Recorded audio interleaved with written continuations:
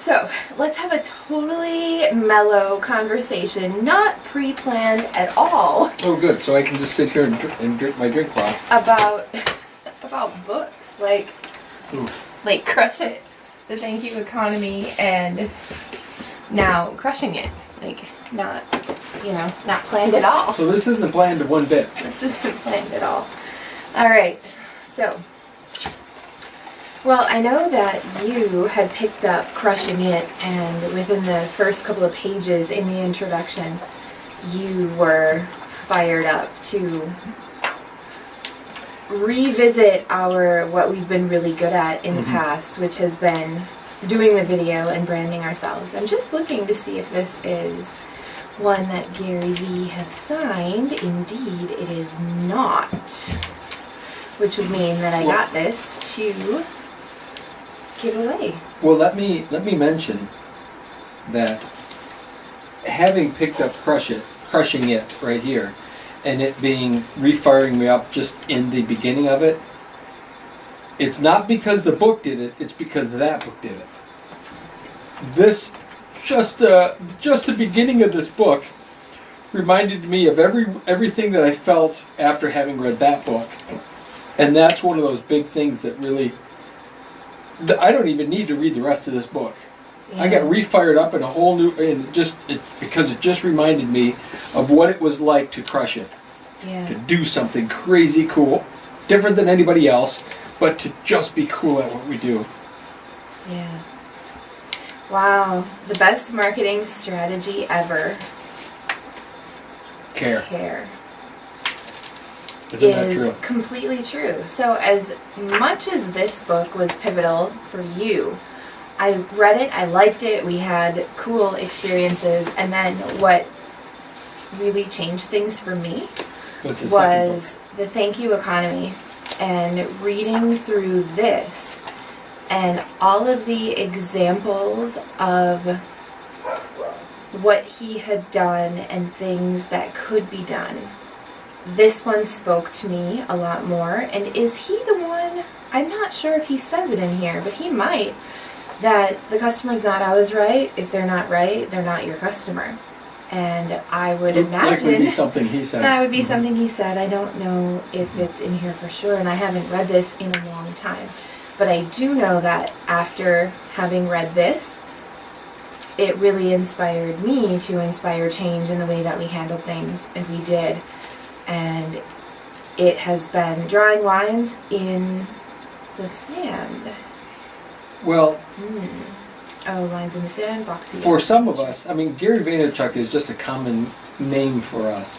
Yeah. For a lot of people, it probably isn't. But what brought him to light was he had taken over his family business. They sold wine. They had a discount liquor store. And he decided to sell wine online because he loved wine. And he was a serial entrepreneur anyway, which you can see his stuff and hear stuff all over.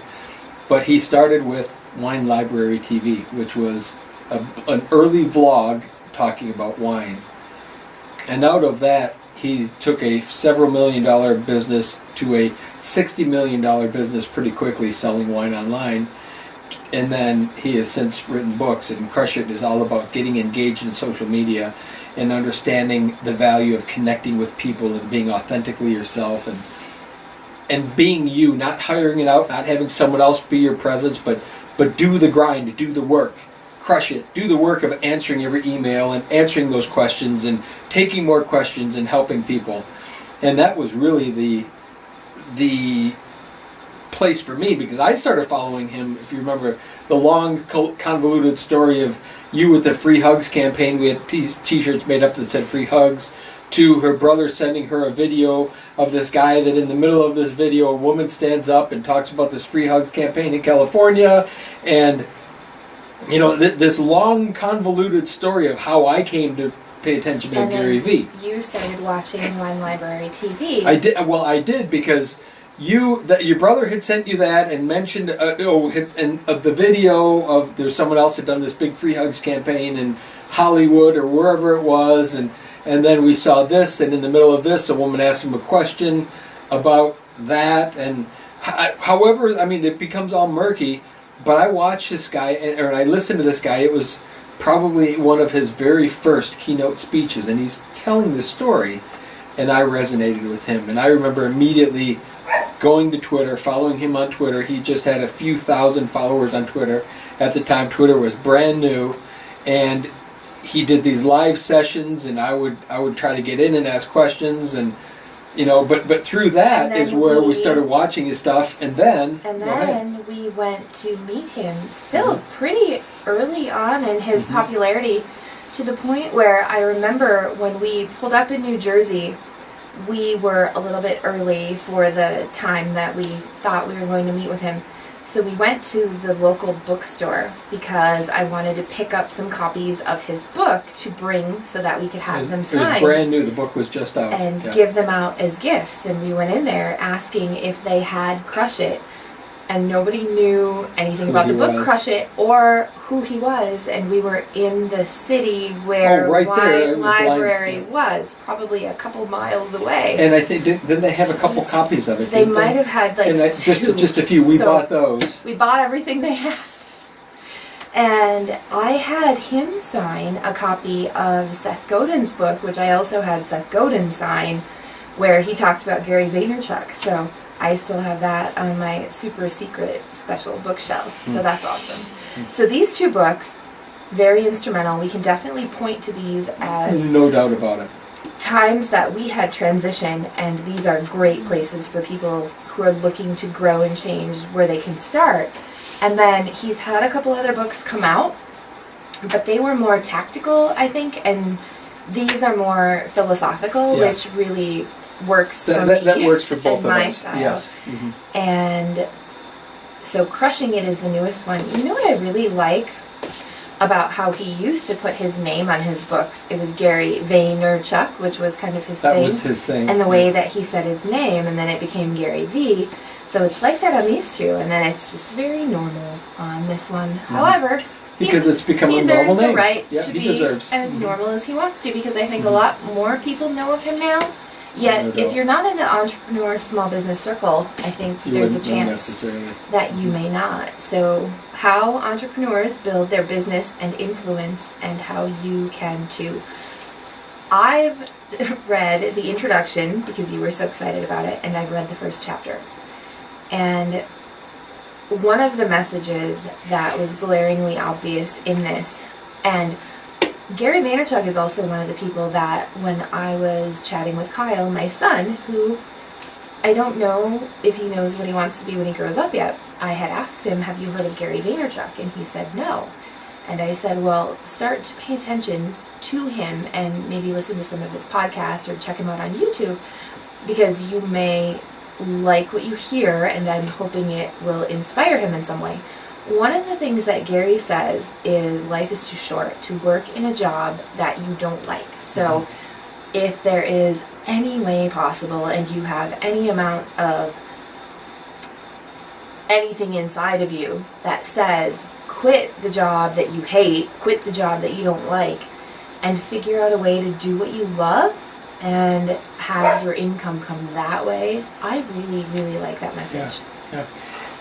So a quick Gary V story was, we were almost there. We'd stopped at the bookstore, then we were trying to anticipate what Wine Library, the store, would look like, and all of a sudden there it was. And it's a very upscale, awesome looking liquor store, because it's now, instead of just being discount liquor store, it's this whole wine experience. And I remember asking you, what question are you going to ask him? Because we were getting this face-to-face one-on-one time with him. And as it turned out, your question was epic. And it's forever been stuck in me in how to approach life. And her question was, her first question to Gary V was, and we do have it on video somewhere, was probably with a flip phone, or a flip camera probably, was, what question would you wish that people would ask you but they don't, or something like that. What do you wish people would ask you more about? And he was kind of taken aback, which was interesting, because he was probably expecting. He had just had an interview with some people before us. We'd gotten there early, so we walked through and we bought a bunch of bottles of wine that we were going to have him sign. The tour of his got the office. tour of it. We got the tour of everything. It was very cool. A long time ago. It was a long time ago. That was awesome, though. But you asked him that question. What question do you wish that people would ask you more about? And he was taken aback at first because he didn't know how to answer it. But he said, "I'm a businessman. I wish that people would ask me more about that," because as we knew him, and most people knew him as a social media guru of a marketing guy in this marketing space, but the reality was he was a businessman. Take him seriously. And take him seriously. And here's this guy that had built this huge company, this amazing presence, and then as gracious as it could be, as he took us, after he signed our books and all of our bottles of wine. We had boxes, bags and bags of wine that we brought and we gave them out as part of our promotional stuff. And then we, with one of our mastermind groups, we put on fun hats and we had a whole wine tasting. Well, you know what's really interesting? I just thought about this, not knowing that we were going to talk about this on the video. I had just thought about, I wonder where those bottles of wine ended up. I mean, I know we gave them out, but I wonder if each of those people valued him and his signature as much as we valued him. Did those bottles get saved? Because he had signed on each of the labels, he had signed them all. Okay, so we did, and if you remember, I got a good Russian vodka. I do remember the vodka. What did we do with the bottle of I know. the Russian vodka? Mm-hmm. You know what probably happened is we probably drank it and then we had it and then I gifted it to someone. You at probably some did. Point. We've done a good tend job to of do gifting that. away those types of things. Yeah. But I was wondering about all those bottles because we had bought bags of wines. We'd been walked around the whole store and we bought all kinds of stuff. And then we had him sign all of it. That was really awesome. On the heels of that, because, well, I sort of wish that we had the bottle because that's a memento, a bookmark of a time, yet I probably don't because I think we gave it away. On the heels of that, though, what do you wish people would ask you more?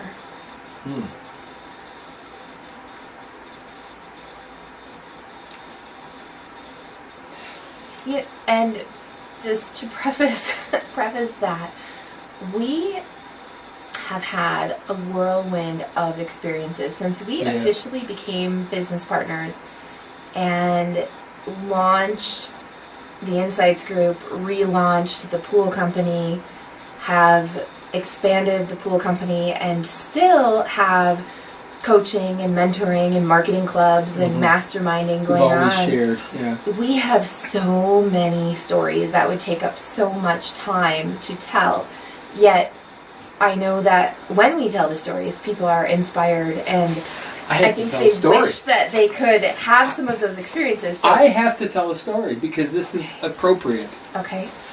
We've had a crazy cool just time of life, but I think out of all of them, and I'm just inspired to tell it because it means, the significance behind it means so much. It's not about me, it's about you. We were at a Hollywood, Richard Branson, what was it, a fundraiser for his mother's charity or something. And Rock the Casbah. Rock the Casbah, yep. And we met Mark Victor Hansen. Well, the backstory to the Mark Victor Hansen was Sandy, when she was a young woman, a high school girl, had given her grandmother a book, Chicken Soup for the Soul, to her grandmother as a gift. Mother's Day. Mother's Day, okay. And she was questioned by her mother, who do you think you are that you could, that you are in a position to be able to give this thing that's supposed to educate and help grandmother, for whatever reason, just around life's whatever. So Sandy takes into her life as she moves forward as an adult this sense that, well, who am I to, and I don't know that you had that sense, but it was there. I didn't gift books. After that, because of your mother's response. Yeah. Well, roll 10 years later, or however many years later, it was probably 10-ish years later. So you go from... Wow, only 10 years. I know. Yeah. That's how 10 years can change. But you go from this young girl that's susceptible to others' opinions and feelings and emotions, and so you make a decision not to do something in the future because of that. But I didn't know I made the decision. You didn't know, I no, just but made it's the consciously, it's there. subconscious Right, decision. subconsciously it's there. And then 10 years later, whatever it is, we're there. And here's Mark Victor Hansen, the co-author to the entire billion-dollar franchise of Chicken Soup for the Soul, and has influence everywhere, and they've written 50, 100 books at that point in the series, and just all of this. And here's Mark Victor Hansen, gaga. I'm sorry, he was gaga over you. And he was so cool. He threw me his phone and he said, please take a picture of us. I don't even remember what we talked about. So here's this guy, this woo-woo guy. He flips me his phone. I take a picture, and then I also take a picture with either your phone or mine of you guys, and it is their faces smashed together. It's like you couldn't, short of kissing someone, you couldn't get any closer because he had just held, pulled her close. Just such a genuine, amazing, awesome human being. I mean, that's obviously the legacy of who he is impacted everywhere because he's that type of a person. But instead of him being way up here and you just being this, fan, although it was not like we were even fans, we just happened to be in the same space together, and we knew we resonated. Remember how we started talking with him? Well, because Harry was friends with him, there was sort of a connection there, and he tried to have the stars and moon move us so that we could sit at his table, which is really cool. But here's this experience where... You know who else was at that event that I didn't know about at the time? However, I do know now. Stan Lee. I'm from here to you, away from Stan Lee. And I'm just looking at this guy and I don't know who he is. So I apologize, Kyle, but I totally missed that opportunity. Now I know better. Now you know. Anyway. But there was an example of, you could be made to feel a certain way just a few short 10 years before. And here you are standing at an equal point. Yeah. In terms of, he was so gracious, so amazing, and like he threw his arms around you and you got this squishy face together, and just very cool. That was a profound moment. Here are some other interesting moments from that event. Paris Hilton was there. And also, we used the same ladies' room. Yeah. Standing in front, like just waiting in line to go to the bathroom. Yeah. Wait, people like that use the bathroom? They do. Really? The same one that we do. Yeah, that was really interesting. Can I say something about that though? Okay. Because I don't buy into all the Hollywood stuff typically, but she was more beautiful in person than they could ever make her out to be. Now, I don't know as a human being, doesn't matter, but I mean as a physical specimen, face to face, she was a very beautiful woman. She also appered very subdued. She wasn't down to earth. Yeah. It was a crowd of celebrities and of not as celebrities as we found ourselves in the audience. One of the other people that that was a big deal for me just because of my perception was I had watched General Hospital in high school, and Edmund and Maria. Was it General Hospital or was that One Life to Live? I don't remember them anymore. So Edmund and Maria was this beautiful, darker toned skinned, they were a couple and amazing. And she was, I believe, on CSI or something at the time. She was there, and I got my picture taken with a soap opera star that I had watched as a kid. And one of the reasons that I really always remember her is because she wore pink glimmery eyeshadow, and it was the coolest look ever. So, we kind of bookmark those things, and for me, that was as profound a moment as anything else because I could relate it to a way that I felt in my childhood.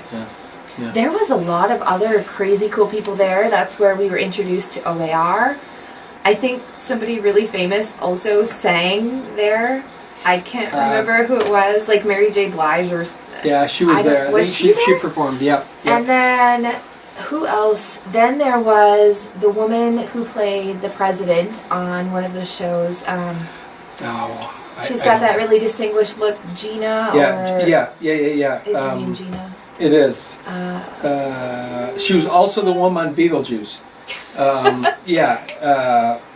That girl. I cannot think of her last name. Is it Gina? It is Gina. Gina something. She's the curly hair Madam President. I don't remember the show. Davis? Gina Davis? Gina Davis. Yep. She was there. Right, she was there. Who else? Oh, we sat at the table with the guy from Entourage, which I still have never watched that show. So here's an was interesting it Entourage thing. No. or was it that was the guy from 6 Feet Under. Undertaker? Yeah, 6 Feet Under. Show. No, Entourage was afterwards. We went with all of the people from the Richard Branson Foundation. What's his Virgin from Virgin Airlines. All of the stewardess, all his celebrity stewardesses. We went to the kind of the hangout at the Hollywood hotel or something, and we tried to get into that nightclub where, as we're standing, the entire ensemble of Entourage, the TV show, went in. We couldn't get in. We never got in there. Did we try very hard? I don't know that we tried very hard, but we were trying to get in there and we didn't. But we ended up sitting in that hotel lobby with all of these cool people from Virgin Air and all of that stuff. But yeah, there were a lot of interesting people. But out of that led another story to us being invited back to Hollywood for a movie premiere that was put on by Virgin, Virgin movie. Do we have stories? And there were all kinds of stories around celebrity stuff. Identity. Let's not even talk about. And the guy from Kiss sitting behind us. Gene Simmons was sitting directly behind us. Yep. And Shannon Tweed, which was interesting. That's his wife. And then I grabbed my popcorn next to Steve Arnold. Yeah. What's his name from? He was married to Roseanne, but he wasn't at the time because Steve Arnold. Yeah, that's Steve Arnold. Then pregnant wife was there with him. And she sort of elbowed him out of the way so she could get her... So not only did we go to that movie premiere, we went to the after party, which was at Madame Tussauds Wax Museum. Which was cool. Where I learned something really important about Hollywood. Those events are what networking is to a small business person or an entrepreneur. And the celebrities that were there were as uncomfortable as a newbie networker would be, that you kind of needed a reason. That's where we chatted with Cuba Gooding Jr. and he was so awesome. Genuinely amazing. And yet then there were some other people there. Although I have to tell you before you sort of make eye contact with, and then it was just weird. Yeah. Well, like Gerard Butler and a few other of those. Yeah, but Cuba Gooding Jr., what surprised me the most about that is in Hollywood everybody's mini. Yeah. And on TV they look big, on video they look big. And I wasn't as heavy as I am now back then. I was considerably lighter then. And I still made him look like a shrimp. He was dwarfed. He was the most genuine, amazing. We took pictures and stuff with him. Well, he was just the nicest guy, but he was teeny tiny. But everybody in that room, actors and actresses, as I found out, they're just teeny. They're just small. Which I learned, also another one of those random facts. So this was an actress from General Hospital that had played Carly at one point. Walked past me, and seriously, her arm was like this big. She was shorter than me. She was like tiny. She was tiny, and I was like, whoa. Yeah. So that was a little crazy too. That was, you know what? That's the importance of having a sidekick, because either one of us in that environment would have felt like just crazy out of place. Not that we didn't have our moments of that anyway, but we had a buddy system. Right, where you have someone to talk to so you're not awkwardly standing there looking like an idiot. Yeah. That was crazy magical stuff. Yeah. It really was. Yeah, I had an interesting moment. I can't think of what movie this woman or TV show this woman was in, but I had a really good but awkward eye contact moment with this woman. Who that was. Yeah, she was the blonde gal. Yeah, she was on that show Revenge. Yes. At the time, and it had just been coming out. Mm-hmm. And that was one of those interesting but awkward moments because you don't. That's a celebrity. You're not a celebrity. But I was getting a picture taken with her. Yeah, and there was a reporter, I think, that was having people write their names in his book, and I didn't want to put my name in his book because you would not have at that time found me in any headlines, but he made me. That's so I should funny. have put a fake name in there. Anyway, should have. That's I was funny. standing with her at But- the time, and then I think you were also. Yeah, and I don't know if I was trying to take pictures or what I was, but it was this awkward, but not bad, but an awkward, like a stare gaze at each other, almost like a staring contest. Yeah. Like She it was then interesting. on that show with Don Johnson, the one about the oil fields, and there was a whole thing. She was in another show, which Okay. was mildly interesting, but Okay. it went off the air very quickly. And that's also when we got to meet Richard Branson and his mum, which No, that wasn't. but that was at No, the that event was before. the first event we did. Yeah. Anyway, so we met Richard Branson and And his mum. Yeah. She was delightful. She was the most pleasant little old lady. And oh, of yeah, course, she was awesome. the photos that we got of me were talking with my mouth open in just a really bad way because we've had to work on timing with your photography. We do. You guys were like face to face, like right here, you and Richard Branson, and here's me trying to take pictures. And You know we have what? another. Our we have a- phones with Facebook or We with do. the live photo taking. Now I could You play can this a figure it video out. and slice a different part of that with my mouth closed. Much like the video or the picture with Les Brown and me. when they smear their faces together and they are smashed face to face. Les Brown has been a hero for me for a long, long, long time because of his ability to tell stories. I don't know what he's accomplished or not, doesn't matter, but this guy he's a motivational speaker, just amazing. His storytelling is amazing. And here I'm taking this picture and his face is just smashed up against hers, and you I had look a a little very special. special look on your face, yes. I know you went in later and cut that out and photoshopped it together better, I did. but I was there, so I know it was authentic. Yeah, it was authentically Oh. fixed after that experience. So I'm feeling like we'll be seeing a trip down memory lane coming Yeah. out via our social media. Yeah. And these photos, Well, here's because we've learned from everybody Yeah. that we've interacted with. Well, Okay.